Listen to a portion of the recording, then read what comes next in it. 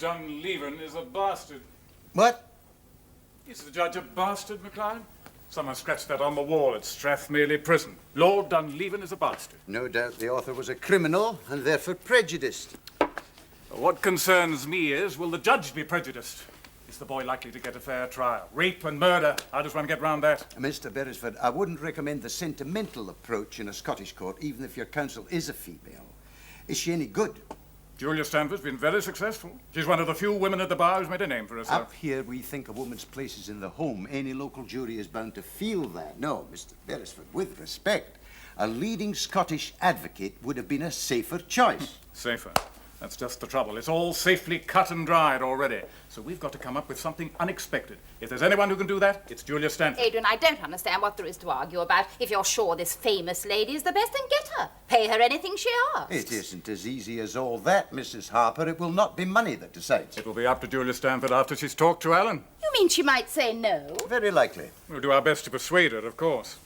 She ought to be here any minute now. She phoned from the airport. But Alan is innocent, I ought to know. I'm his mother. I know him better than anyone. Then let's hope Miss Stanford's instinct is the same. As things stand at the moment, the defense hasn't got a case. Oh. Julia, my dear. Adrian.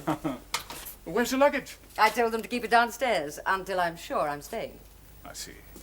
Well, let me introduce you. This is Mrs. Harper, the mother of the accused boy. Miss Stanford. How do you do? Miss Stanford, I'm very grateful. I've heard so much about you. And this is Alistair MacLeod, my Scottish agent. Mr. MacLeod.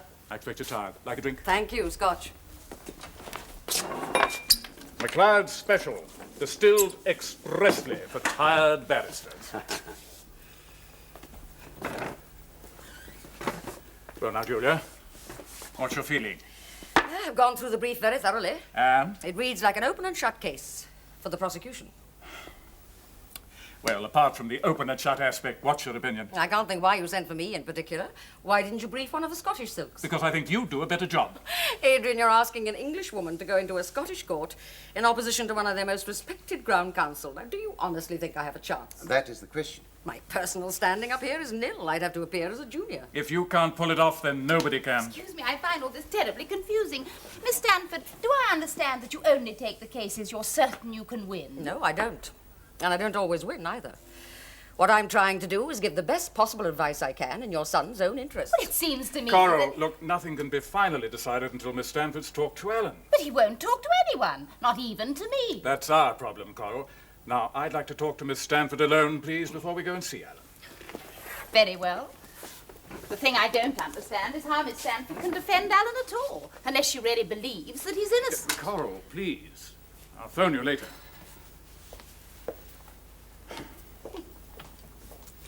Quite a formidable lady.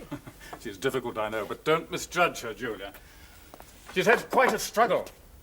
Her husband left her when Alan was 5. She was practically penniless, but she opened a little dress shop, which became a success. One led to another, and she's made a fortune. But she's had to work for it and make a lot of sacrifices. And her son? Oh, I'm sure she really loves him, when she has the time. Alan's her tragedy, and she doesn't even know it. Julia, I'm sorry. There are parallels, I suppose. Have you seen Bill lately? No, not since the divorce. I'm having dinner with him when I get back to town. Give him my regards. I will. Anything else? No. I wish there was something I could do. You can't, Adrian. Neither can I. Now, if we don't waste any more time before seeing the boy, I might be able to get my plane back to London tonight. It's not far. I've got the car outside.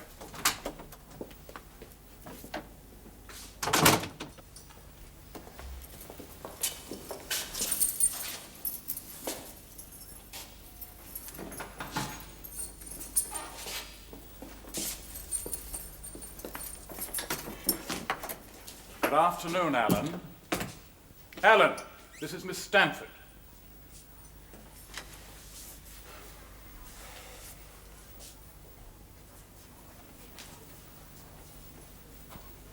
Adrian, that wasn't fair. It's pure coincidence. It won't influence me, you know. Sit down, Alan. Miss Stanford has some questions to ask you. I don't want to sit down. And I'm not going to answer any more questions. I just want to get it over with. Well, since I've been asked to defend you, we might as well exchange a few words. Look, I don't want to be defended. Just lock me away in my cell and forget about me. Adrian, I'm nearly out of cigarettes. Would you mind? Yes, of course.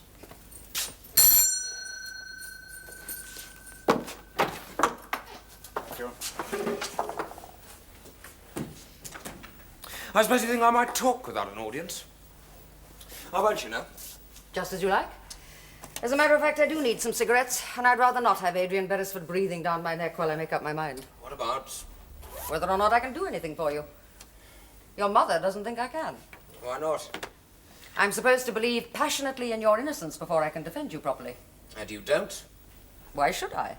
I've read the brief. It's perfectly clear you had motive and opportunity to kill Anne Laird. And your statement to the police is a virtual confession. So, that's it then. I don't envy whoever has to defend you in the end. The best you can go for is a plea and mitigation. That the girl provoked you, behaved badly. Girls do sometimes. Yes, well, Anne didn't. It was meant as a joke. Why are you so sure? Because I knew her better than anyone else. Better than her own father? Yes, of course. I loved her. And she loved you? Yes, she did. So much so that she was going to have a baby, your baby. Yes. Yet this girl who loved you so much and whom you loved went to the police about 10 days before she was killed and accused you of rape. Was that a joke? Her father made her go. But if you loved each other, the rape story couldn't have been true, so why make it up? Look, you don't live in this town. Nosy Parkers, gossips, everybody minding everybody else's business. Anne's father wanted to make it clear that it wasn't her fault, that's all. So he charges you with rape. I can't think of anything better calculated to cause a scandal. The man must be a perfect idiot. If you were appearing on that charge, I'd defend you with pleasure and get an acquittal. Oh, you wouldn't, because I'd have said I did it. To protect Anne? You must have loved her very much. Now she's dead. You can't protect her any longer. It's time you thought about yourself and your future. I haven't got a future. No, not the future you were looking forward to with Anne. We wanted to get married. She was only 16. We knew her father would say she was too young. But when Colonel Laird knew about the baby, surely the best thing would have been to let you get married. Well, that's what I hoped, I suppose. That night, when Anne said she didn't want to see you again, what exactly happened? Well, I could still hardly believe it. She gave me a gun, one of her father's. And she told me to shoot myself. And you ran away? Yes, that's all I can remember. Just running and running. I must have gone round in a circle or something. And when I got back there, I found her. And she was dead. I don't know what happened. I can't remember anything. Did your mother know about Anne? Oh, not really. No, she wouldn't have understood either. Maybe not. But she might have been able to help. And not mine. She's never there. Would you talk to her if she were? No, I don't suppose so. Do you ever see your father? No, I've never even met him. I don't even know where he is. Do you know anything about him? Not much. Except he left Mother when I was a baby. He was probably quite right. Oh, what do you keep staring at me for? You remind me of somebody. Oh? Who do I remind you of? My son. Oh, then I'm sorry for him. If he has my luck, he'll come to a sticky end. Have I said something? Julian died of leukemia 2 years ago.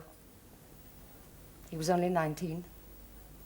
I was defending in a case, and by the time I got to the hospital, it was too late. Just like my mother. You were too busy to be there. Yes. So now you see what Adrian Beresford meant? Hardly fair. And I don't blame you for refusing to defend me. I'd do the same. All right, Alan, that's enough. Would you ring the bell? Look, I wasn't very nice to you. I'm sorry. And I'm sorry about your son. Thank you.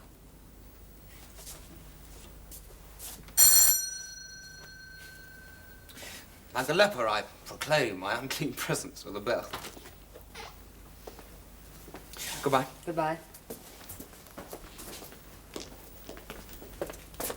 Well, what's the answer?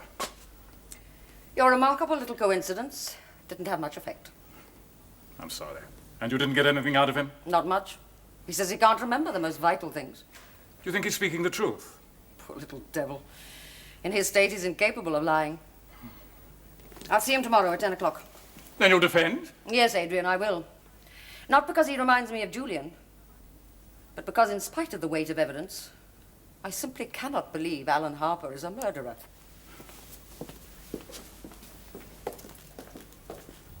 Inspector Firth, there were a number of fingerprints on the revolver. Whose were they? Those of the dead girl and her father, sir, but Harper's prints were on top of them. What conclusion did you draw from that? That Harper was the last person to handle the gun, sir. Precisely, that Harper was the last person to handle the gun. I'm obliged.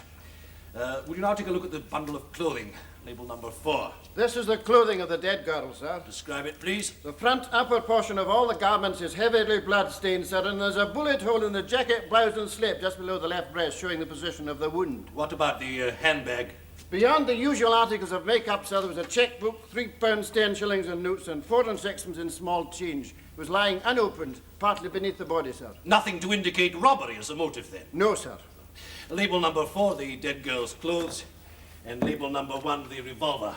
Mr. Campbell, you were never in the forces, I take it?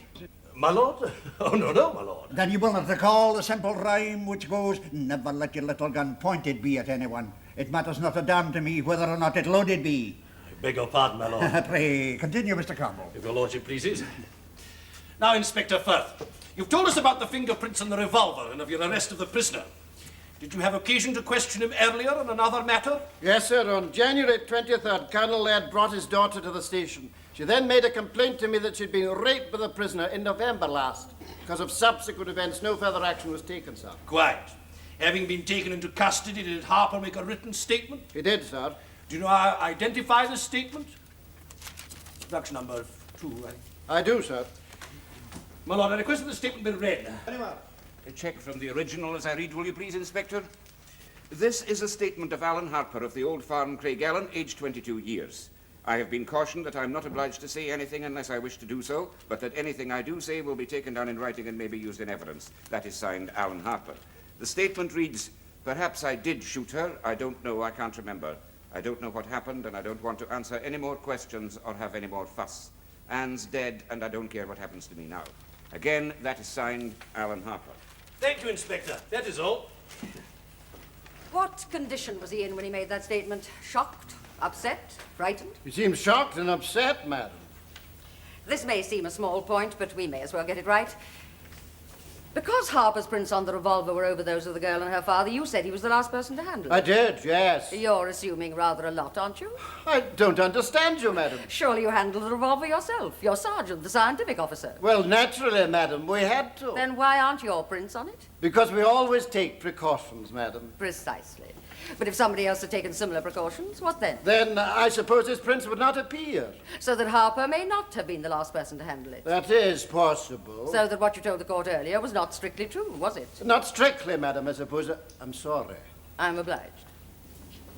Now, Harper was not very well liked in the district, was he? No, madam. Cynical, ill man, an English boy with too much money and a fast sports car who didn't give a damn for anyone. That was about it, wasn't it? So I believe, madam.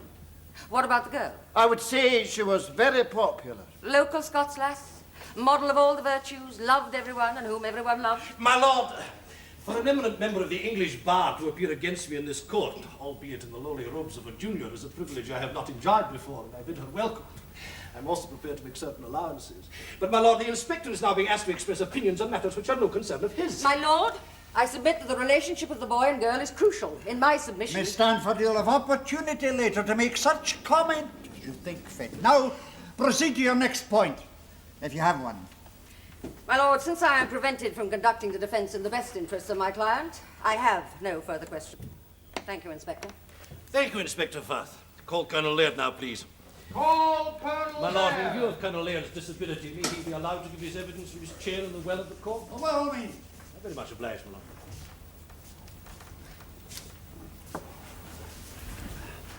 raise your right hand and repeat after me. I swear by Almighty God. I swear by Almighty God. And as I shall answer to God at the great day of judgment. And as I shall answer to God at the great day of judgment. That I will tell the truth, the whole truth, and nothing but the truth. That I will tell the truth, the whole truth, and nothing but the truth. Colonel Laird, is your full name Robert Laird, and do you live at Buccleuch House, Woodlands Road, Craigellon? Yes. On February the 7th last, did you attend Afton Bray Mortuary and there identify the body of your daughter Anne? Yes, yes, I did. Label 1, please. Colonel Laird, will you now take a look at this revolver? Have you seen it before? Yes, it's mine. How do you come to have a weapon of that sort?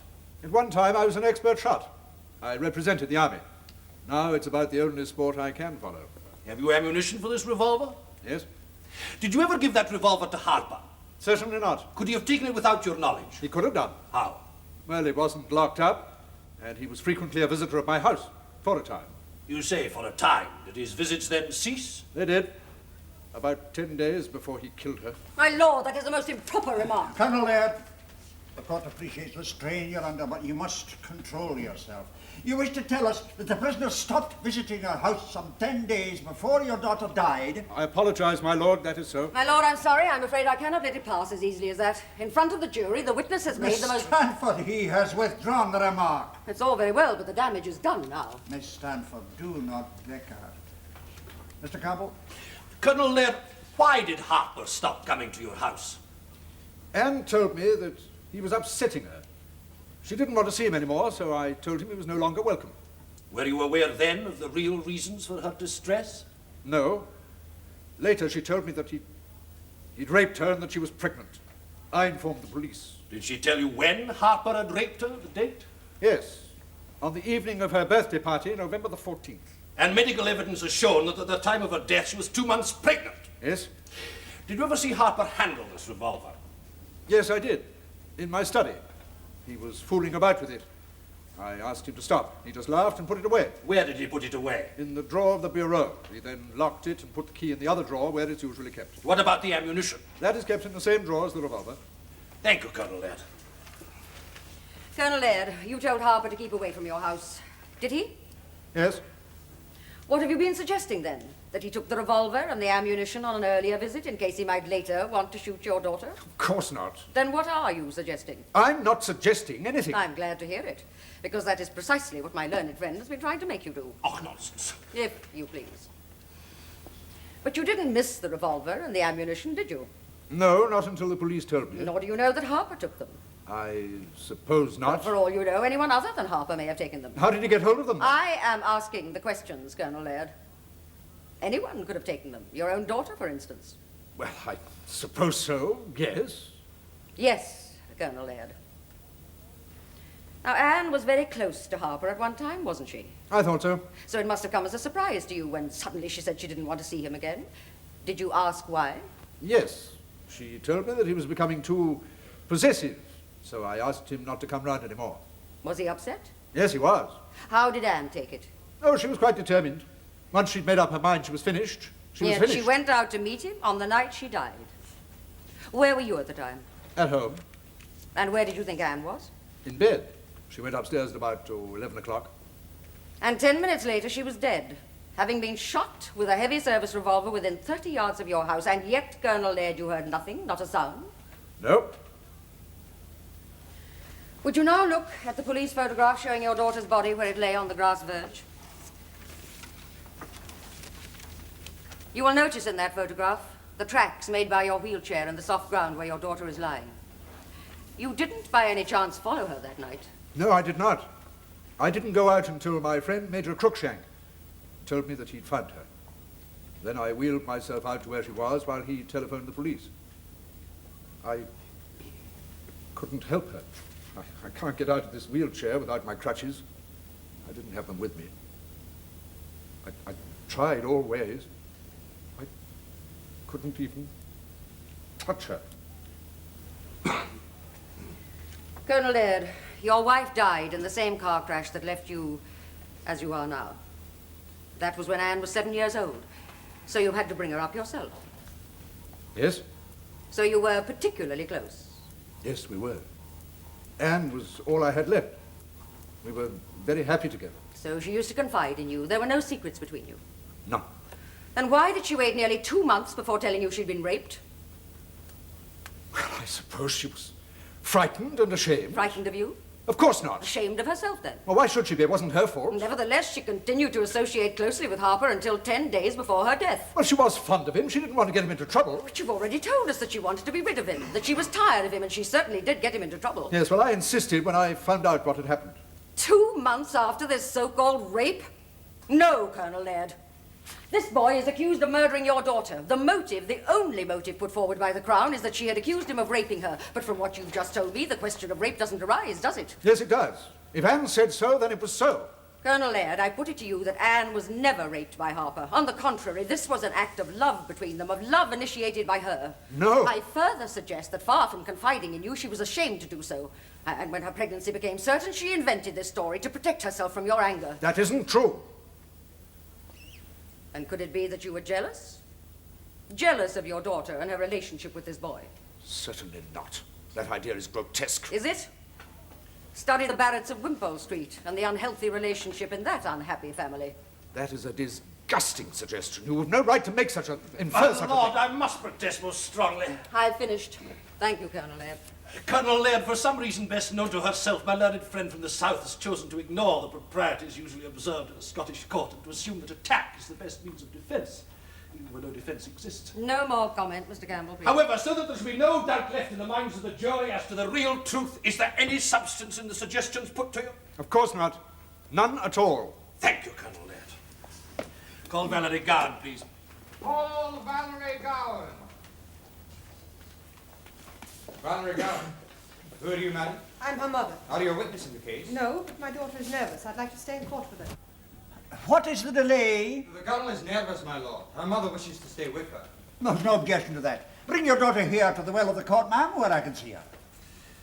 Now then, Valerie, is it? There's nothing to be nervous about, Valerie. All you have to do is to tell the truth. You understand? Good. Then you go into the witness box there, and you, Mrs. Gowan, will find a seat at the back. Now then, Valerie, hold up your right hand and repeat after me. I swear by Almighty God. I swear by Almighty God. Speak up a little so everyone can hear. And as I shall answer to God at the great day of judgment. And as I shall answer to God at the great day of judgment. That's better. That I shall tell the truth, the whole truth, and nothing but the truth. That I shall tell the truth, the whole truth, and nothing but the truth. Gently, Mr. Campbell. My lord, of course. Valerie, how old are you? 16 and a half. 16 and a half. Miss Stanford, there can be no dispute on her evidence. If, with your permission, I may lead. Certainly, Mr. Campbell. On your assurance that in giving it, I do not offend the proprieties usually observed in this court. I'm most grateful. Now, Valerie, I'm going to ask you some questions, and all you have to do is answer yes or no. Yes. Good. And you will speak up so that we can all hear you. Yes, I'll try. That's better. Now, you knew Anne Laird, didn't you? Yes. She was a classmate of yours and a friend. Yes. And you were with her on the morning of the day she was killed. Yes. Did she say something to you about meeting the prisoner, Alan Harper, that night? She said she was going to meet Alan, to finish it once and for all. Thank you, Valerie. That's all. Very much obliged, Miss Stanford. Not at all. Valerie, Anne was your best friend, wasn't she? Yes. So she must have talked to you about Alan. Yes. Well, you don't seem very sure. Yes, I am sure, only she didn't say much. I see. What sort of girl was Anne? Tell me, please. She was all right. All right? Is that all you can say about her, that she was all right? Yes. But she was a lively, gay girl, wasn't she? I suppose she was. And she liked going out with Alan, didn't she? I don't know. Well, what about other boys? Did she ever talk about them? No. But Anne was popular, wasn't she, with boys and girls? Yes. Then did she not have any other boyfriends besides Alan? Not that I know of. Valerie, can you think of anyone who might have wanted to harm her? Only Alan. But Alan loved her, didn't he? So he said. Did you like Alan? It was all right. Did he ever ask you to go out with him? Yes, once, but I wouldn't. Why not? wouldn't have been right. Valerie, what did you talk about, you and Anne, when you were alone together? Lots of things. What? School? Clothes? Makeup? Yes. What else? Records, cinema, television, that sort of thing. Boys? Sex? No, But you know about sex, don't you? we didn't talk about such things. Valerie, you must listen to me very carefully. I want to be quite sure you understand. Now, Anne was your best friend, yet you never discussed boys or sex. She hardly ever talked to you about Alan. She never told you she was going to say he'd raped her, and she never told you she was going to have a baby. Is that what you expect us to believe? Yes, it is.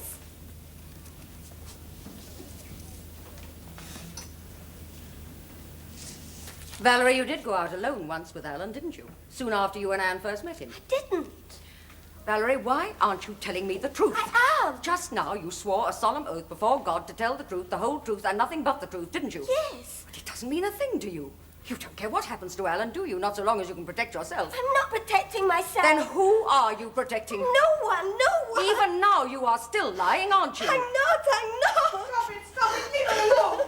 My lord, on behalf of the Crown, I must protest most strongly against such treatment of a juvenile witness. Valerie, Miss Stanford, I will allow no further cross-examination of this girl. Mr. Campbell, call your next witness. My lord, surely I'm not to be deprived of the right to conclude Miss Stanford, you heard what I said. You will ask her no further questions.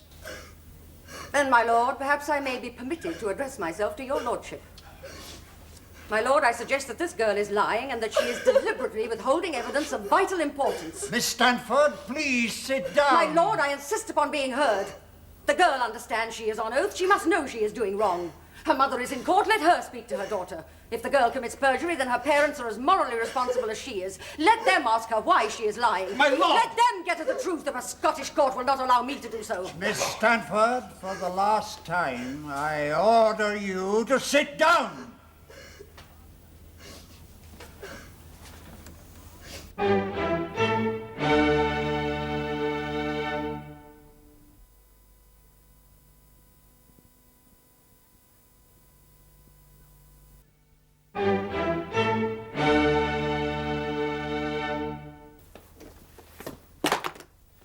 Ran it very close just now. One more word, and I think the judge would have had the gown off you. Dunleavin abused his authority. He must have seen the girl was holding something back. I dare say Campbell's pleased enough. Alistair, we've got to get Valerie Gowan back in the box. Where's Adrian?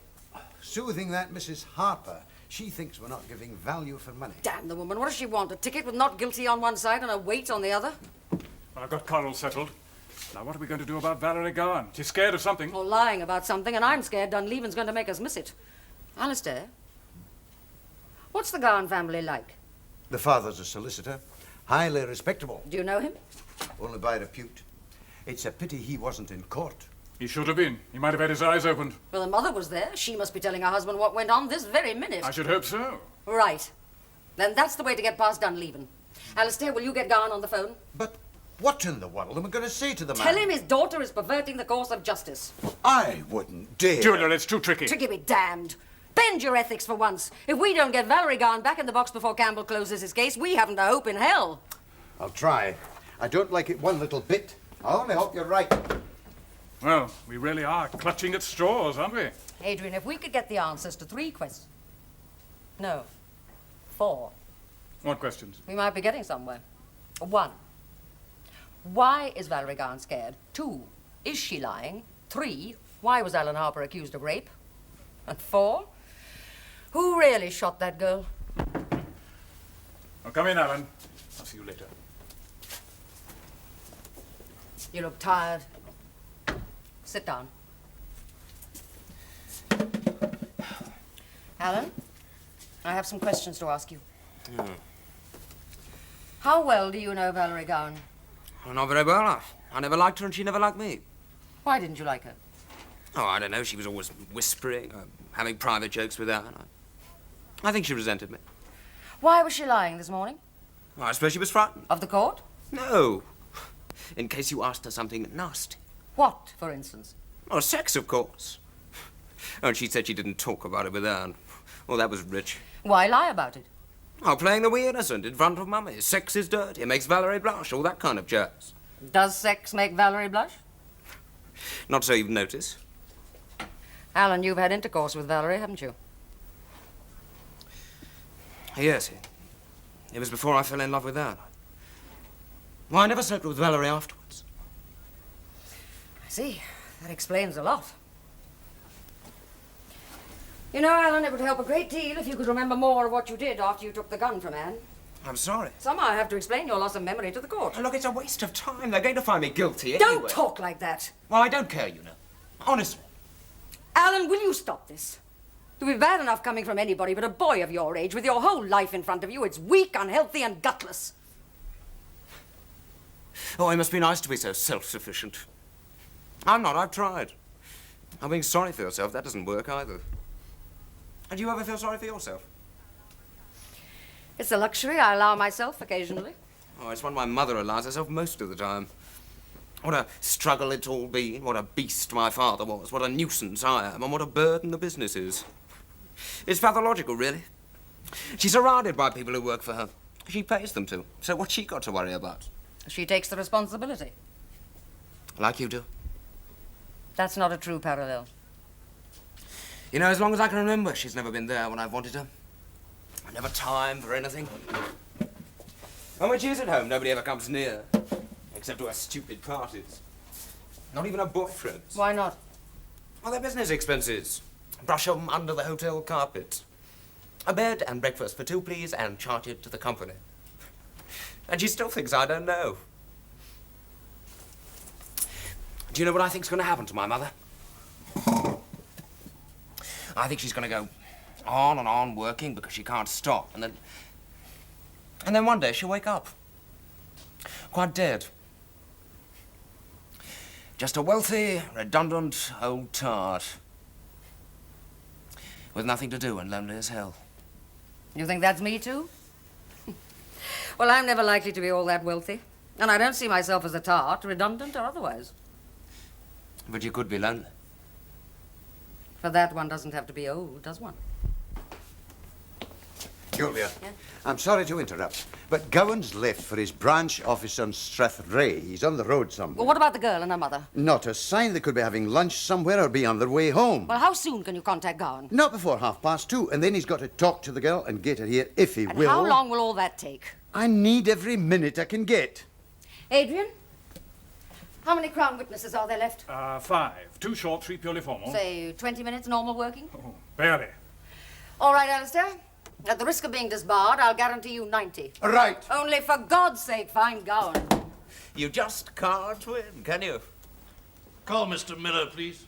Call Mr. Miller. Miss Stanford, My lord? it's become increasingly obvious that for some reason best known to yourself, you're deliberately wasting the court's time. My lord, I'm afraid I don't understand.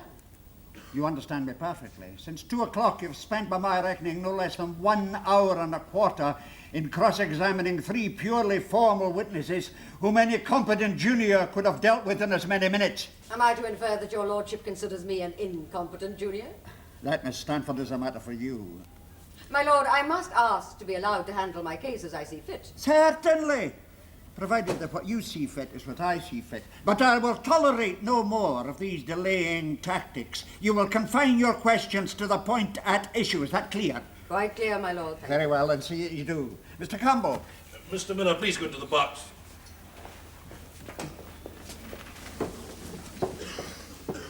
Raise your right.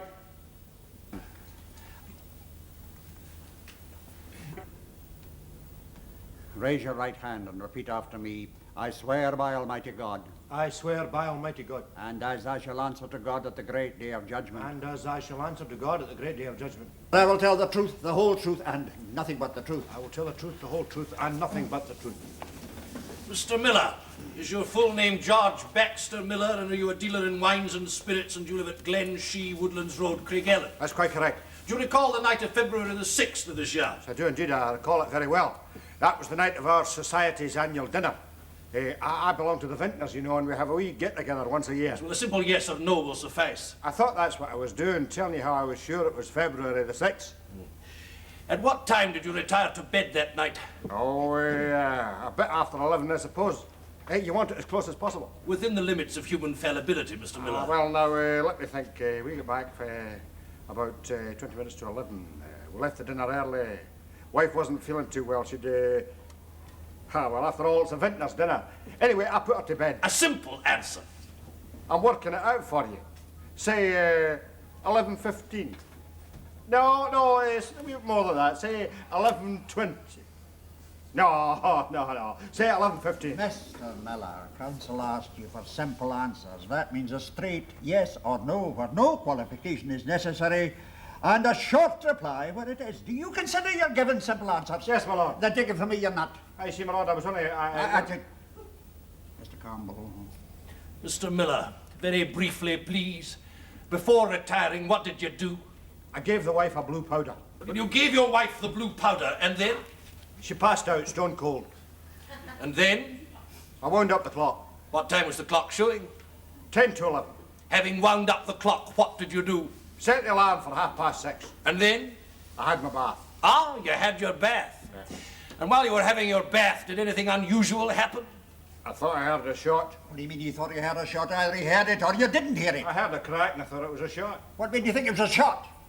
My lord, I was with girls all through the war. I've had enough shots to last me for a lifetime. I know a shot when I hear one. Why didn't you say so before? Why do you say you thought you had a shot? Because my ears were full of soap. I had to think to make sure. And when you made sure, what did you do? Do nothing.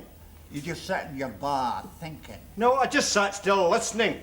If you splash about, you can't hear anything. I would have thought anybody could see that, eh? And what were you listening for? More shots. And did you hear any more? No, that was what was so funny. Funny? Why was it funny? Well, I'm used to the Colonel. Colonel Laird, that is, practising with his revolver. But it's usually a whole series of shots. And is he in the habit of practising at 11 o'clock at night? Oh, no. Would never disturb the neighbourhood after dark, especially on the Sabbath. Well, since you didn't think it was the Colonel, what did you think? Rabbits. What did you say? The woods are lifting with rabbits, my lord. I'd seen some tinkers earlier in the day, and I thought maybe they were getting themselves a dinner. Of a single rabbit? And they're big rabbits. Did you hear anything else? Yes, I did. In maybe about half a minute, I thought I heard footsteps running. One of the larger rabbits, no doubt. Did you connect in your mind the shot with the footsteps? Of course. It was as if someone had fired and then run away. Someone fired and then ran away. Approximately what time was it you heard the shot? Well, now, I got out of the bath and dried myself and I put my pyjamas on. Mr. Miller, is there no happy medium? 11:10, my lord. Thank you, Mr. Miller. Thank you, Mr. Miller. Not at all. Miss Stanford, I demand both you and the witness of my earlier warning. It is still clearly in my mind, my lord. Mr. Miller, I am sure, was only anxious to assist the court, as indeed was I. That was my intention, yes. Alas, Mr. Miller, we are both misunderstood. This shot, when you heard it, you took no action beyond sitting and listening in your bath? Oh, yes, I did. When I got out of my bath, I looked out the bedroom window. What did you see? Nothing. Well, what did you do then? I went to bed. I had to get up early, you see. I see. Mr. Miller, your house is about twice as far from the road as Colonel Laird's, is it not? A bit less than twice. You have trees, too, whereas Colonel Laird has an open lawn running down to his road frontage. That's right. Very fine lawn it is, too. Is your hearing acute, Mr. Miller? I'm not deaf.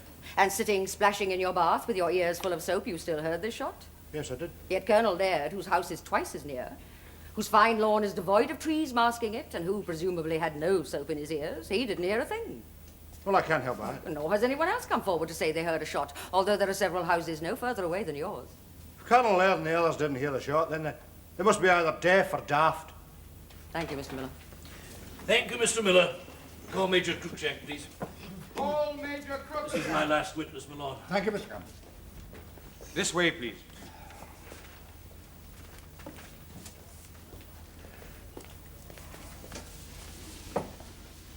Raise your right hand and repeat after me.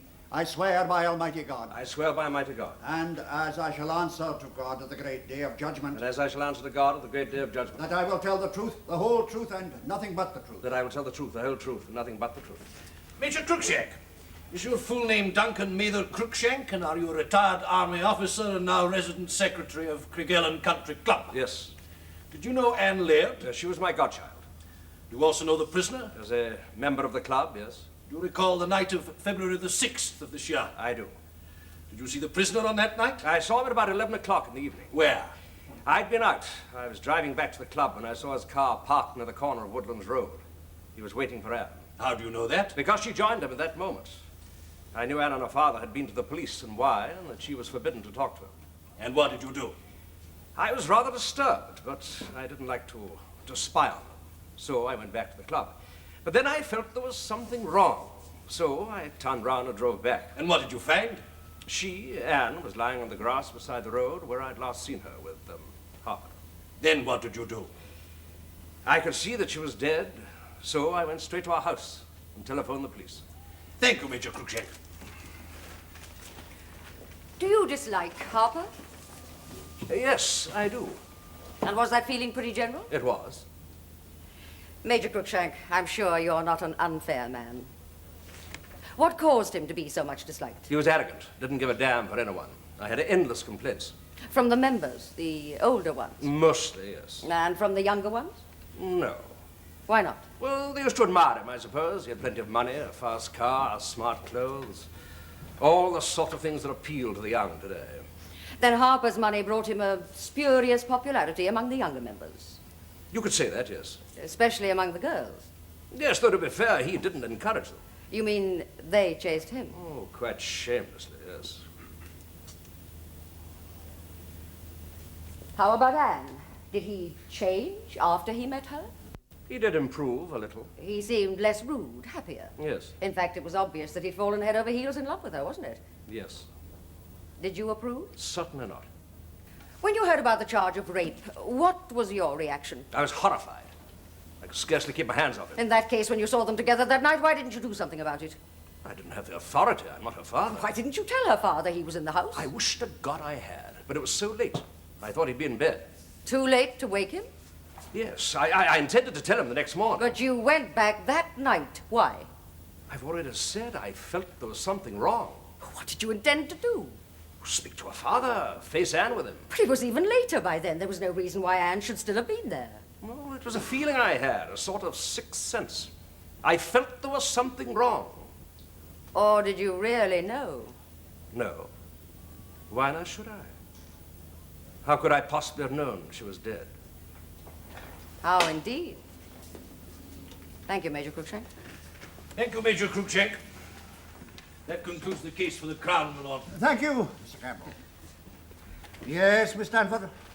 May it please you, my lord? Now, what is it, Miss Stanford? My lord, with respect, before calling my client, I beg leave to make a submission to your lordship. Yes, very well. What is it?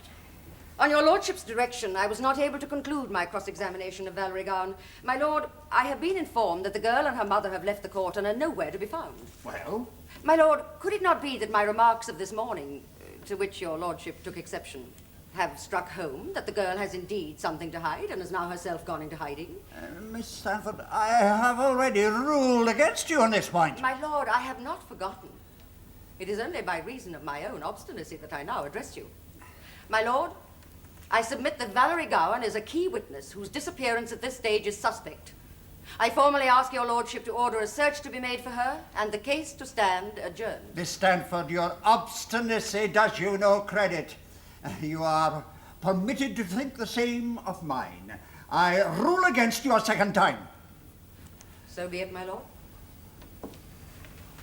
Harper, will you go into the witness box, please?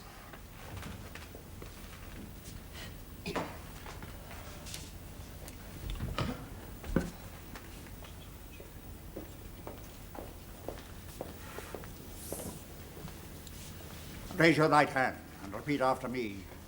I swear by Almighty God. I swear by Almighty God. And as I shall answer to God at the great day of judgment. And as I shall answer to God at the great day of judgment. That I will tell the truth, the whole truth, and nothing but the truth. That I will tell the truth, the whole truth, and nothing but the truth. Harper, your full name is Alan Harper, and prior to your arrest, you were living with your mother at the old farm, Craigellon? Yes. Would it be true to say that there has never been any proper understanding between you and your mother? Yes. And you never knew your father? No. So that from an early age you've had to rely upon yourself alone? Yes. More recently, was there any person for whom you were able to feel affection? Was there? Only I. And before her? No one. Did you mind being so alone? There seemed no alternative. Until you met Anne. Yes. Did you love her very much? Yes, I did. Did she love you? Yes. Did you ask her to marry you? Yes. Did she accept you? Yes. Did you rape her? No. Did you have intercourse with her? Yes. How often? Only once. Anne wanted to prove how much we meant to one another. Afterwards, did her attitude towards you change? Not at first. Not until about a week before she was killed. What happened then? She just stopped seeing me. She said she didn't want to see me anymore, as if she didn't care anymore. Have you any idea why? I didn't then, but I see why now. Why? Well, her father, she was frightened and worried about the trouble there'd be with the baby. Well, he didn't think much of me, and then there was what people would say. Did you know then about the baby? No, she didn't tell me. Oh, if she had, it would have all been different. How different? Oh, we could have got married straight away. Instead of that, she went round the bend and said she didn't want to see me anymore and told her father I'd raped her. What happened on February the 6th? She phoned me and asked me to meet her that night at the usual place at about 11, after her father had gone to bed. Oh, she sounded happy and warm. I like her normal stuff. When you went to meet her, what did you expect? I thought everything was going to be all right. And when you did meet her, what happened? She gave me one of her father's guns. She gave you a revolver. Then what happened? Well, I'd once said I couldn't live without her. Oh, pretty corny, I suppose, but that's how I felt anyway. She reminded me of it and said that it was the best way out, the discarded lover's exit. And she laughed. Was it a joke? Not the way she said it, no. She was quite serious, just holding out this gun, laughing, sneering at me, telling me to take it. What did you do? I don't know. Did you take the revolver? Oh, well, no, not exactly. She sort of put the gun in my hand. But I threw it away. I'm sure I remember throwing it away because there wasn't any shot. Well, if there wasn't any shot, I couldn't have shot her, could I? What did she do? She just stood there, laughing, and she called me a coward. Well, I couldn't understand it. It wasn't like her anymore. She was such a bitch. What did you do then? I ran away. Oh, it was so stupid. I thought she must have been playing some sort of game. Where did you go? Oh, look, I don't know. I can't remember. I just ran into the woods somewhere, anywhere. Then after a bit, I suppose I calmed down and I thought I'd go back and try and talk to her. It was so stupid. I thought she must have been playing some sort of game. Alan, when you got back there, what did you see? It was horrible. Anne was lying there on the ground, and there was blood all over. Did you ever form any intent to kill her? No, I loved her. If you had thought there was any chance of her being in any way injured, would you have ever agreed to meet her that night? No, I loved her. Thank you. When you ran away, in what direction did you run? Into the woods. You simply wanted to get away from this bitch, as you called her. Oh, yes. Then why run? Your car was round the corner. Why not drive away? Oh, I didn't think of it. I didn't even think what I was doing. But you could think sufficiently to go back and talk to her, couldn't you? Oh, well, yes. Well, that was later, because I couldn't believe she meant what she'd said. But a moment ago you said she was serious. She meant it. I meant she wasn't joking. It's difficult to explain. Perhaps I can help.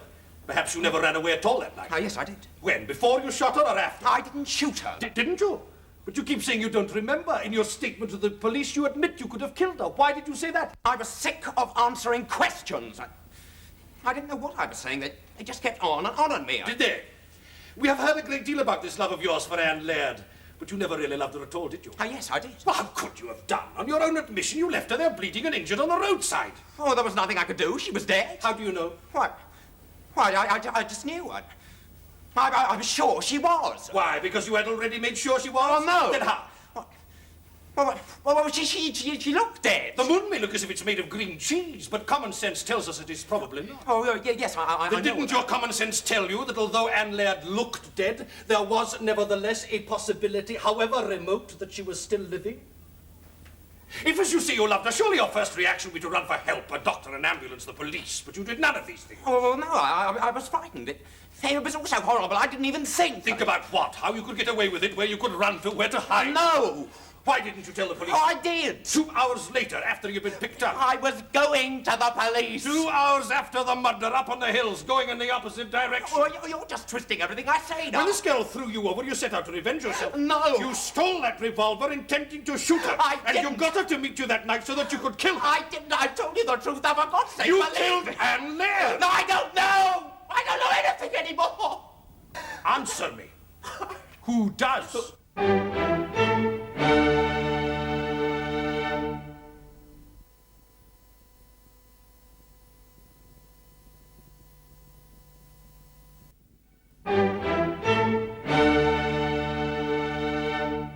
Adrian, how do you think it's going? Tell me the truth.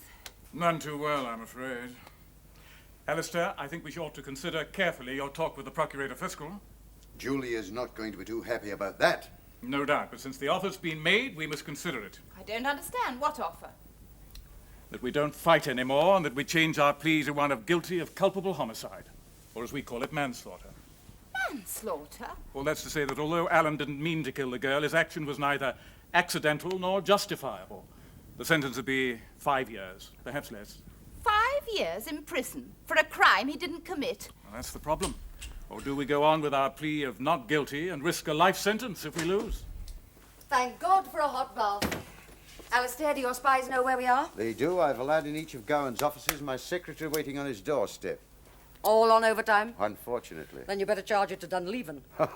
I think I'll give Gowan's home number a ring just the same. Thank you, Adrian. I need that.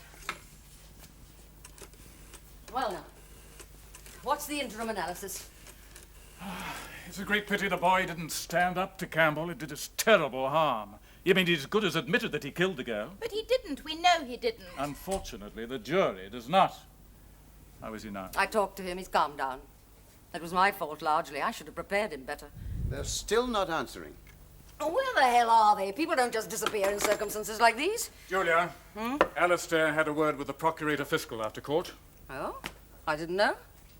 What about? He suggested that even at this late stage, if we put in a plea of culpable homicide, he'd accept it. Are you suggesting that we should? I think we should consider it. And I agree. Why? Look, Julia, suppose we don't find this backdoor approach to the Gowan girl. Or suppose you can't cross-examine anyway because of Dunleavon. You're being very faint-hearted, aren't you? The girl can be made Now, to just talk. wait a minute and listen. Or suppose, alternatively, that we do get hold of Valerie Gowan and break her, and then find she has nothing of value to offer, that whatever it is she's hiding is quite useless to us. Wouldn't it be safer to cut our losses and plead guilty to the lesser charge? I agree. But he's not guilty. Well, that's what I said. Alistair, do you believe the boy killed Anne Laird? All I know is he practically admitted it in open court. And isn't that how the jury will see it? Never mind the jury for the moment. Adrian, what about you? No, I don't believe he killed her. Then someone else did. But we can't prove it. Why not? Somebody must be Coral, lying. please. Adrian, even as things stand, we can get a verdict of culpable homicide. If we couldn't, the Crown would never have offered to accept the plea. Even if Valerie Gowan's no use, she may still give us a lead. Why give up now and forego a possible acquittal? Well, based on what? I mean, what new evidence have we to swing a jury? What possible doubt can we create? I don't know until I get at that girl. Precisely. That's why it's too risky. In my opinion, it's a risk worth taking.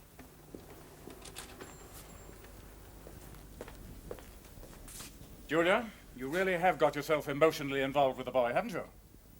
Isn't that what you wanted in the first place? I know I should have remained completely detached, but it's too late for that now. I'm sorry, Julia. I agree it's my fault, but I know you'll do your best in all the circumstances. And just what are those circumstances? That Alan Harper is likely to be found guilty of a crime he didn't commit. In that case, at least his conscience will be clear.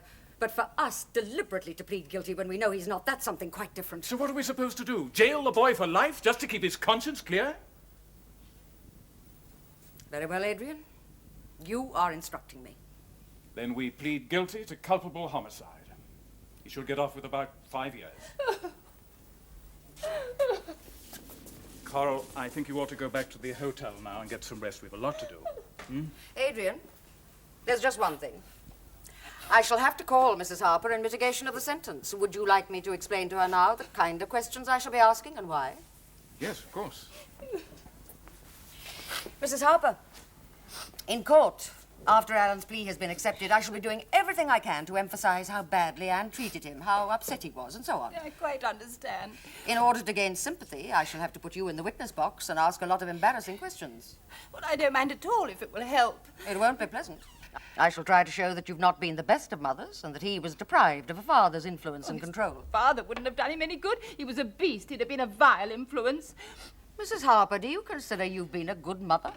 I've always given him everything. Everything that money could buy. Was that an adequate substitute for your own care and understanding? Miss Stanford, I've had a struggle to get on. I've had to provide for both of us. I've had to work. What is, you've always been too busy to bother with him. Adrian, you know I've done my best. Tell her. I don't want Adrian's opinion. From what I've heard, you haven't been a mother at all. You've let the boy drag himself up and you've taught him to hate his father. I don't see why I should listen to any more of this. Don't you? It's what I'm going to say in court. I think you should be prepared for it. She's quite right, Coral. You've got to stand up to it. I see. Then I'm not at all sure I'm willing to go through with it. I appear to have proved my point. Yes, who is it? Miss Stanford? Yes? I'm told you were wanting to see me. My name is Gowan. I'm Valerie Gowan's father. These two references I've marked for you here and here should give you all the ammunition you need. Well done, Alistair. I shall enjoy that. Then we're agreed. Agreed. Well, here are the photostats. These figures and these. I should have warned him. He's far too young and vulnerable to have his illusions publicly shattered. You can still change the plea if you like. I'm not stopping you. No. Then don't sentimentalize and get on with it. Alan's young. He'll get over it. I wish I could be so sure. Miss Stanford, the Procurator Fiscal tells me he's been in touch concerning a possible change of plea. He has, but we've decided to fight on. Indeed. In your place, I don't know that I should. You're quite sure? Quite sure, Mr. Campbell. My grandmother was a MacDonald. Court!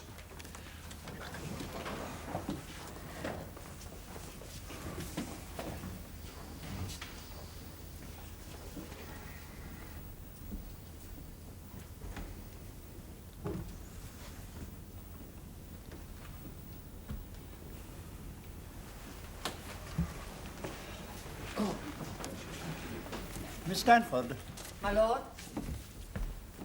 You're doubtless aware of what I'm about to say to you.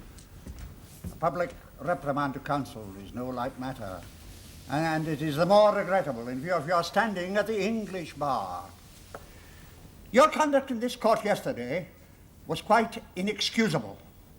The effect of your indiscretion upon your own reputation is of minor importance, but its effect upon the dignity of this court is absolute. Please understand that I will tolerate no further exhibitions of this sort and try to conduct yourself in a manner befitting your profession and your status. Your lordship is always so kind. Now proceed with your case. If your lordship pleases. But before doing so, may I bring two matters to the attention of your lordship? Yes, very well. My lord, the first, since it concerns my own reputation, is of minor importance.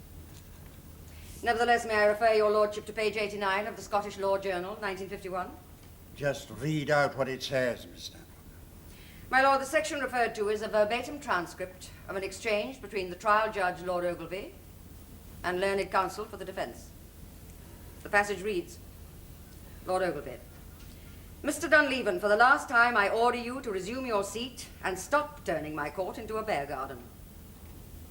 Mr. Dunleavy, my lord, in the cause of justice I am prepared to risk my name, my career, my future, but I will not be browbeaten into accepting this evidence. With respect, my lord, before being raised to your present high eminence, were you not at that time the Mr. Dunleavy referred to? What is your next point, Miss Stanford? My lord, I venture to suggest that this is of absolute importance in that it concerns the reputation of this court. Well? Lord Advocate versus Monroe, my lord, on a conviction for culpable homicide. Appeal reports, volume 3, 1955. Conviction quashed on appeal on the grounds of misdirection by the trial judge. The circumstances of the case were these, my lord, that during the course of the trial and on the direction of the trial judge, defending counsel was unable to conclude his cross-examination of a certain witness by reason of the fact... Miss Stanford, I am already aware of the circumstances. If your lordship pleases. Mr. Campbell, you will recall the girl Valerie Gowan. If your lordship pleases, with Mr. Campbell, you heard what I said. Recall her. Call Valerie Gowan, please. Call Valerie Gowan. My lord, I would ask that her parents be permitted to remain in court with her. Oh, very well. Valerie, you have already taken the oath. Yes. But yesterday you didn't tell us the truth, did you? Please say so out loud. No, I didn't. Would you now tell us the truth exactly as you told your father last night in front of me and this gentleman? Yes. You knew Anne was going to have a baby, didn't you? Yes. Did she tell you who the father was? No. She didn't tell you it was Alan Harper's baby? No. Did she tell you she'd had intercourse with him? Yes. How many times? Only once, with him. Only once with him. So there were others? Yes, a lot. Were they boys or men? All men. She really only liked older men. Oh, that's a lie! Harper! Oh, stop it, it's not true. Harper, sit down! Valerie, do you know why Anne preferred older men? She said they were more experienced and they all had money. They were easier to deal with. Easier to deal with? They all had wives and families. They had more to lose. So once they had become involved with her, Anne blackmailed these men? Yes. Valerie, have you had intercourse with a man? Yes. Were you in love with him? No. Then why did you? Anne dared me. If Anne only liked older men, why did she bother with Alan? To annoy the other girls at school.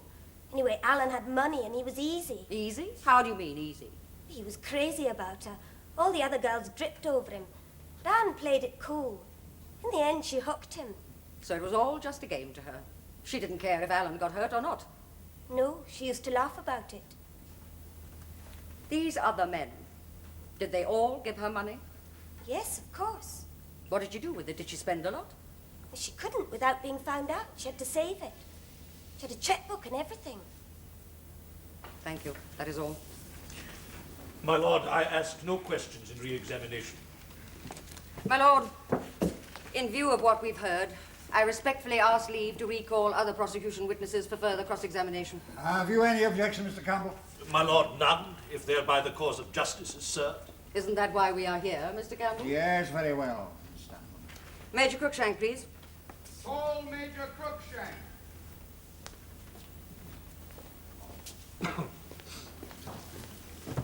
Major Cruikshank, you are already on oath.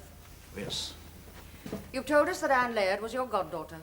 She was, yes. Did you take your responsibilities seriously? I believe so, yes. Then you were close to her personally. Would you say that next to her father, you knew her better than anyone? Oh, yes. Then tell me, who were the men in her life? Men? What men? Evidence has been laid before this court that Anne had indulged in sexual intercourse with different men on many occasions. I don't believe it. Would you admit that you know more about the behavior of this sweet and innocent child than you would care to discuss with her father? Certainly not. I resent your question. As you please. Major Cruikshank, at what stage did your relationship with the girl change from that of godfather to that of lover? Well, Major Cruikshank? There was never anything like that. Did you ever give her money? Well, sometimes, yes. How much? Shillings? Pounds? Well, a few pounds. £5? £10? I suppose so. Never more? Considerably more? No. I see. Then would you please look at these documents? Look at them. Those checks are your checks, aren't they? You gave her all that money, didn't you? Yes. It is my duty to warn you that you are not obliged to say anything that might incriminate yourself. Would you tell the court how you came to give her all that money, or would you rather I called witnesses? I'll tell you myself. Thank you. My lord, the documents can be proved in due course. However, the witness has identified them, so I see no reason why they should not be admitted in evidence. They will be productions 5, 6, and 7, my lord. Let me have that up. As your lordship will see, they are certified copies of the bank statements of Anne Laird and Major Cruikshank. They show 4 entries of particular interest. One of £25, 2 of 50, one of £75. The checks, payable to cash and signed by Major Cruikshank, were paid by Anne Laird into her own account. Now, Major Cruikshank, perhaps you will answer my previous question. When did you first become her lover? About a year ago. Oh, I don't believe it. Oh, it's a lie. Harper, be silent. I shall not warn you again. Oh, go on. Go on. If your lordship pleases. Will you please tell us how this affair began? Well, Anne was always a physically attractive child. More advanced for her years. She knew somehow. She used to provoke me deliberately. I was there one day, and she came and sat on my knee. Were you alone? Oh, no, her father was in the room. We were watching television. So she sat on your knee. Did you enjoy that? But it was very embarrassing. She put her arms around me. I thought she wanted to whisper something. She kissed my ear. What is so singular about that? It was the way she did it with her tongue. Sexually? Oh, yes.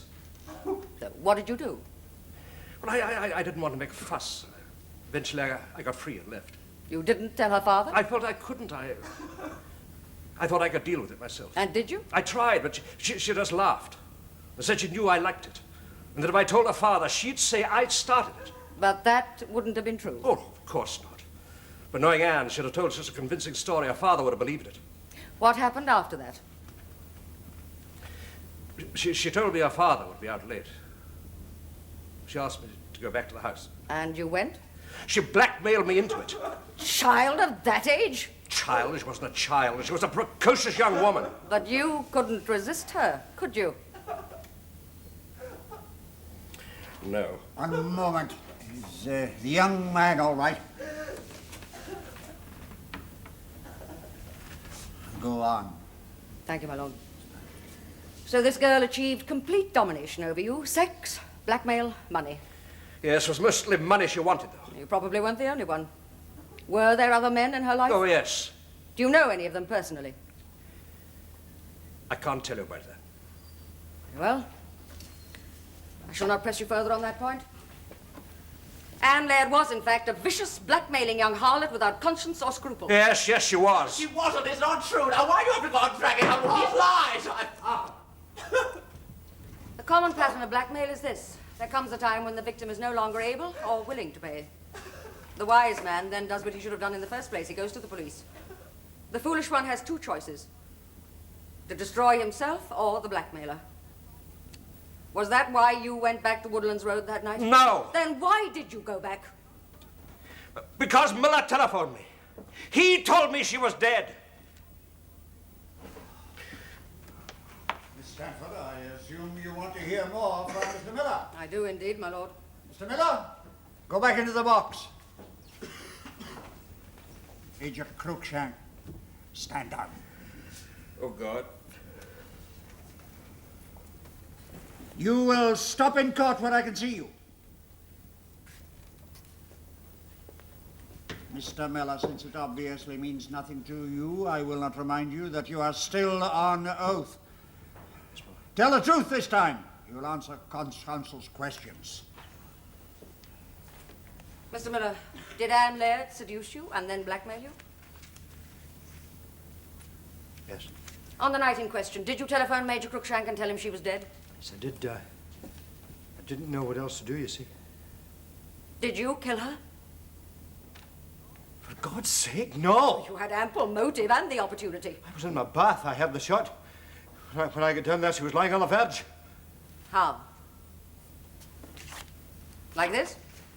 Look at the photograph. Is that how you found her? More or less. Not more or less, exactly. It wasn't. The handbag wasn't like that. It had come open and things were lying on the ground. What made you notice the handbag particularly? I picked it up. She had some letters of mine. I thought they might be in it. Were they? No. What things were lying about? Well, I didn't notice. Just woman's things. I pushed them back in. Let me have the handbag, please.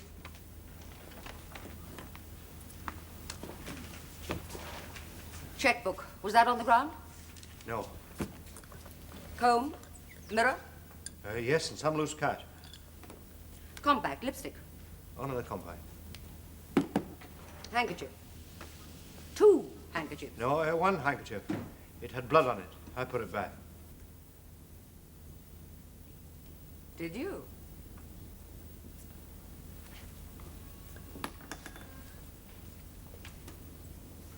My lord, may I ask Colonel Laird to identify these? By all means.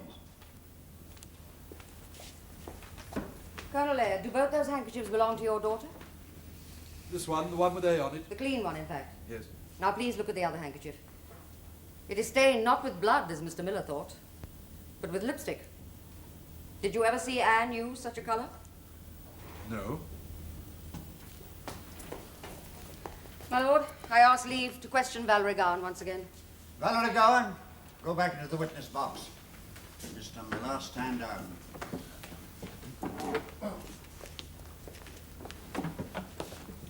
Valerie, have you a handkerchief with you? Yes. Take it out and wipe your mouth. Now let me have it.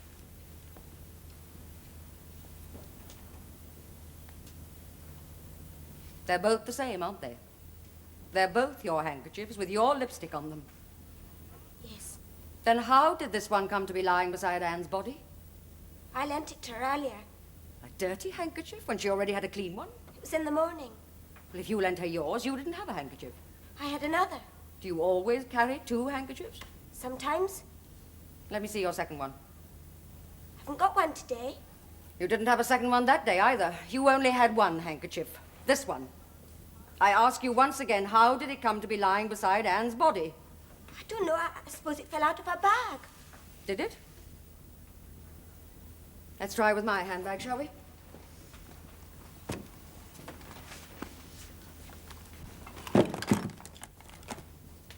You see?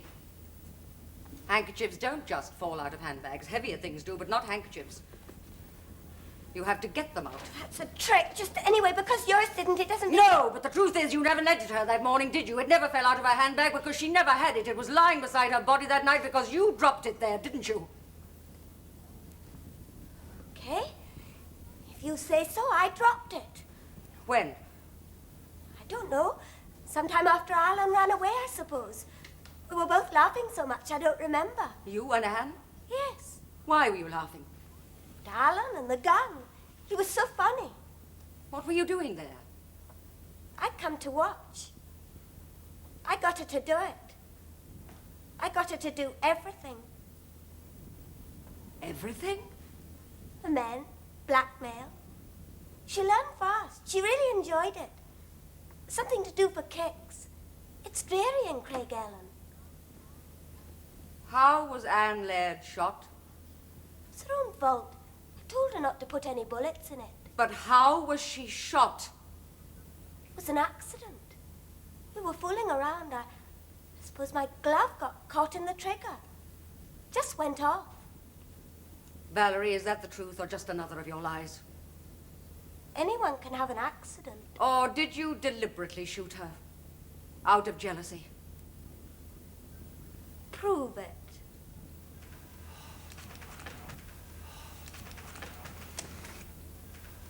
Go back to your seat.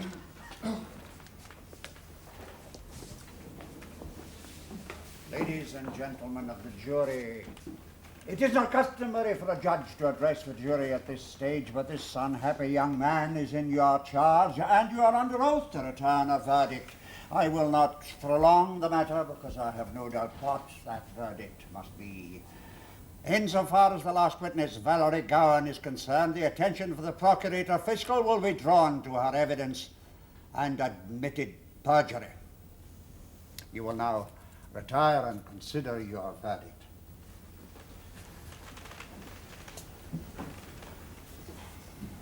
My lord, we are already agreed. Not guilty. And that is the verdict of you all? It is, my lord. So be it. Alan Harper, you have been found not guilty of the crime of murder. The question of rape clearly does not arise, and I direct that you be released forthwith. I will only add that you owe this fortunate outcome not to yourself, but to the intransigent stubbornness of your defending counsel, Miss Stanford. She is to be commended.